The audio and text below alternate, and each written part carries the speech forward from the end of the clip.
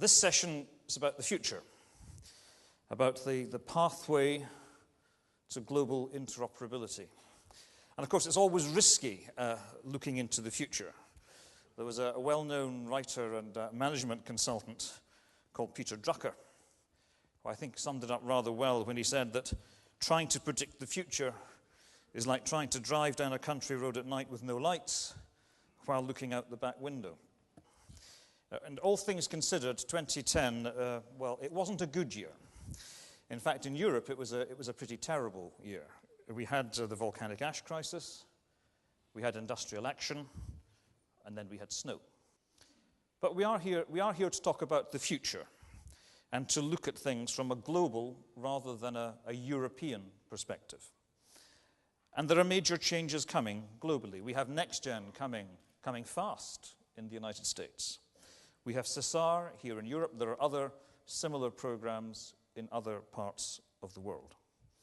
And as we make these changes, as we transform the way in which air traffic management works, we must make sure that we achieve interoperability so that we don't end up with aircraft having multiple systems, crews having to be trained and certified on a range of different procedures. That doesn't mean that we have a one-size-fits-all approach. That invariably means doesn't really fit anybody, a bit like those socks you get on long-haul flights. But we do need to make sure that we achieve interoperability. And we need to do that because it makes no sense for an aircraft to have to carry several bits of equipment, each doing the same thing, but in a different part of the world. Now, in all of this, the experience of Europe is, I think, pretty relevant. We are, as you know, a patchwork of generally small countries. As a result, we've been working on interoperability for years. It's not easy, but we have had some real success stories. We have a common route charging system that works. We have flow management that works. We have route planning, which has developed a very sensible network for Europe. We have radio frequencies which are shared. We have a flexible use of airspace approach. There is a list of these things. But key to securing those, key to delivering those in Europe, has been to adopt a network approach. That's been so for years, and now with the creation of the network manager under the Single Sky legislation, it's even more the case today. This new role not only covers areas like flow management and network planning, but it also has responsibility, I think really importantly, for crisis management. One lesson we can learn from last year is the need to be better prepared and to coordinate our joint actions. It's important, I think, also to take a much wider view, both in terms of scope and also geographically.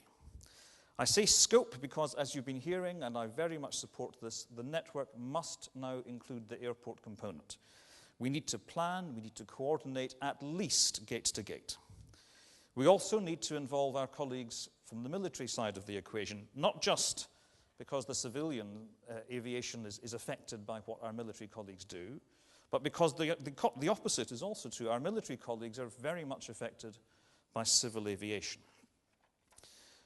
But the network does also need to go much wider geographically. In EUROCONTROL, we already cover an area rather larger than the European Union. We have now 39 member states, and we handle flow management and route charging even beyond that membership for some countries. But in my view, that's still too parochial. In Europe, about 20% of flights start or end their journey outside Europe. And that means we end up with inefficiencies, such as long-haul aircraft racing each other to be the first in a queue, at Heathrow in their holding pattern, rather than having arrivals properly planned, properly coordinated. So I think we now have to look at how different regions work together. We need to coordinate with our neighbours and provide airspace users with the seamless service that they want and that they need. There is a real need for ICAO to take a lead in this effort, to help in the process, and to make sure that it's done in a real spirit of cooperation, taking account of all the different requirements across the world, and not just those of the regions with the loudest voice or the loudest voices. But who's ICAO? In effect, ICAO is made up of everybody here in this room. It's all of us. So getting it right is really the responsibility of everyone, both working bottom up and top down.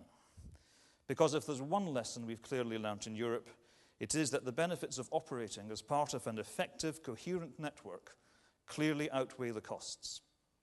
Colleagues, I think it's time to take that lesson and apply it globally. Thank you very much.